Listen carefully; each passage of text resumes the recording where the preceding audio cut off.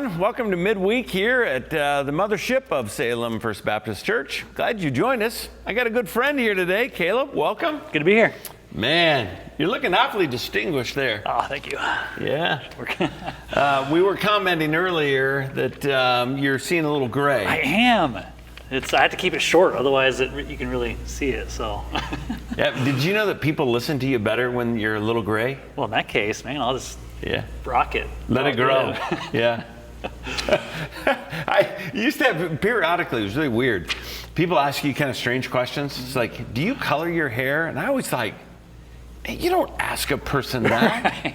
And but now that I've grown a little gray, they know. Yep. That guy doesn't. Yeah, I think it was like Grecian formula or whatever it was. There you go. Well, hey, I wanted to just spend some time with you today, Caleb, just because you guys came off of a really cool event. Yeah. H2O was different this year.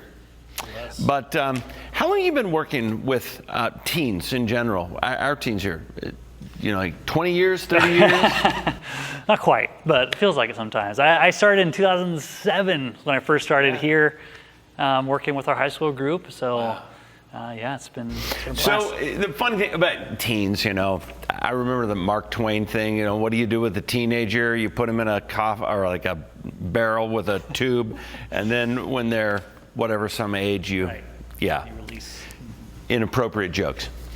A lot of jokes about it. You love teens. What is it that you see in them? And I think oftentimes is we get what we see. Sure. What is it that you see in them that so attracts you to our students, to their families?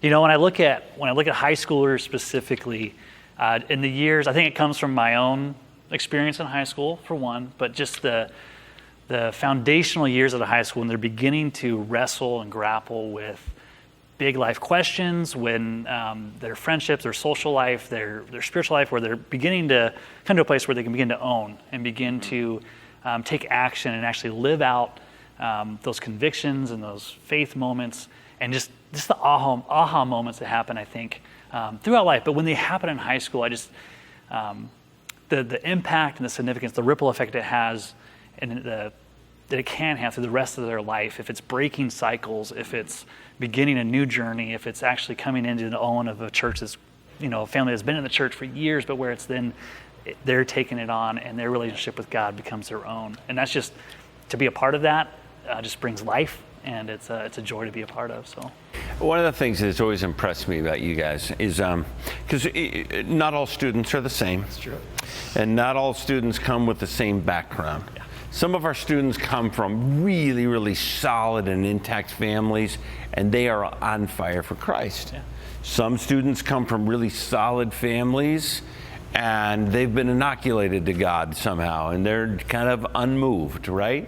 And then you've got that whole other group that, man, they don't have any faith experience, no background, and you put them all and you help disciple them. I think what you guys do is so impressive to me, and it is such a strength of our church. So you guys just came through a season, kind of a retreat. We've done H2O for years, ever since I've been here. That was my first experience with Thrive High School Ministry, was H2O. This year, it's the COVID year. Yeah. Everything's different, except for Jesus. Truth. So what did you do this year? I was utterly blessed and impressed by what you guys did, but you completely redesigned it. You didn't discard, but you reshaped it. What did you do this year? Yeah, so going into it, we recognize just the high value that it has in our ministry and the highlight it is for students, the relational impact, and we just knew that we needed to do something, just the need we felt with just the lack of things happening. And so we kind of did H2O Express, and so we decided to do 3 days of day camps pretty much. And not that we tried to compete with making it the same as H2O, but just providing that opportunity to connect and some of those traditions, those things that we look forward to. And so we had 3 days in a row. We had a day here on North Block, did a kind of a block party, had a dunk tank out and a drift trike course. Yeah, you had these little tricycles you were out there. Mm-hmm. Like Indy 500 kind of things, right? That's right. Yeah. And a student got to take that home, and then we spent a day out on a lake here in Kaiser, water day. And then we got to go to Triangle Lake on Tuesday, which was a no, it was a special moment just being there on the lake. It was just a special place. So many years of impactful moments, and yeah, it was special. Just an insight, what were some of the things? I mean, certainly it was great attendance. I mean, the students came and you guys did all the protective measures. We're taking that very seriously, but any insights into what happened? I mean, certainly they're relationally kind of starved, so that really felt the need. Anything else that you saw happen? Yeah, a few things. I think one, I've been working through my list of thank yous, and like I haven't even gotten to my team yet, and I'm up to like 50 cards that I'm trying to write. Whoa. And just to see our body come together, parents, the involvement, I think that just, we've had parent support, but to see them actually enter into our ministry has been so exciting and encouraging. And just even our staff, just the team, like coming in and really sensing team, because to pull off 3 days where it's like, it feels like a full week of setup, and we did it 3 days in a row, slugging it out, just so to actually pull it off. I mean, we had 70 kids over the course of those 3 days to get to minister to. So a couple of highlights. I think we've been pushing a lot of community and just talking about what community. It keeps popping up over the last months. And I think from that retreat, just seeing a couple of kids just through our speaker, talking about the church, talking about the unity, and really they were feeling that call to be vulnerable with each other and to take advantage of actually being together.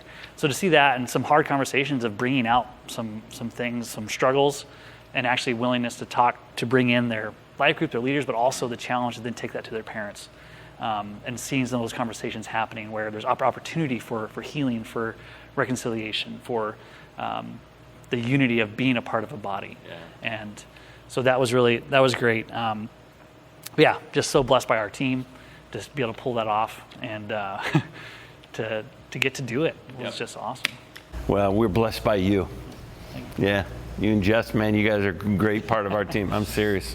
So thankful God brought you here, and what a first year of ministry, full time, right? Yep.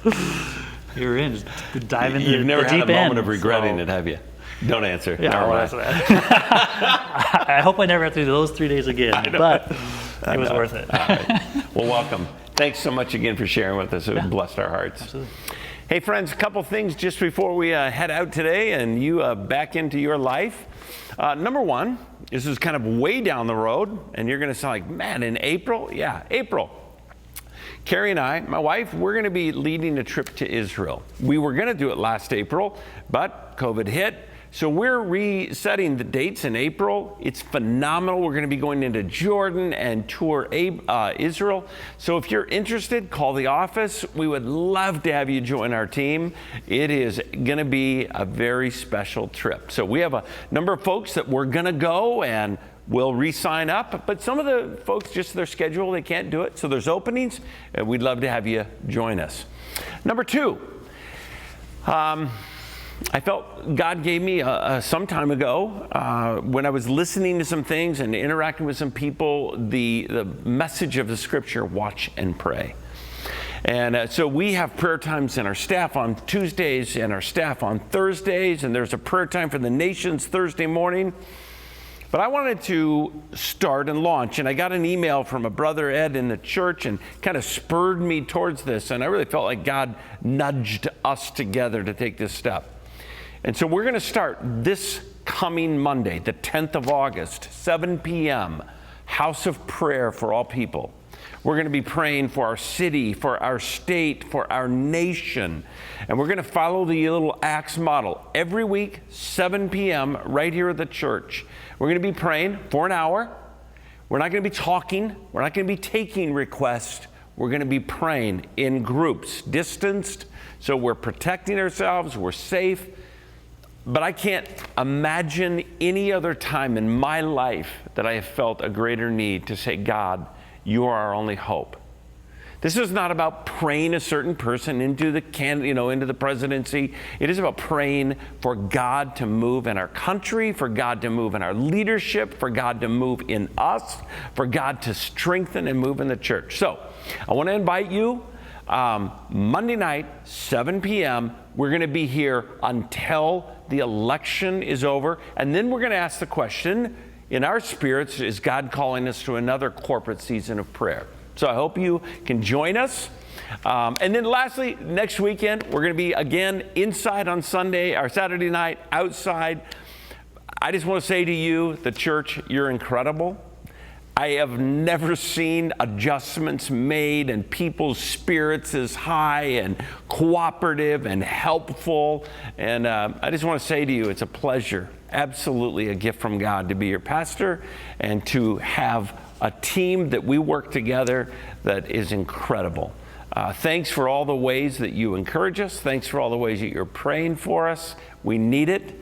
We all need it as a church, and we're going to make it through this. We're going to be stronger.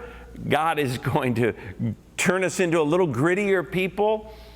But I feel a real sense to begin to ask God, not just get us through this, but God, do a work among us that is absolutely evidence of your hand.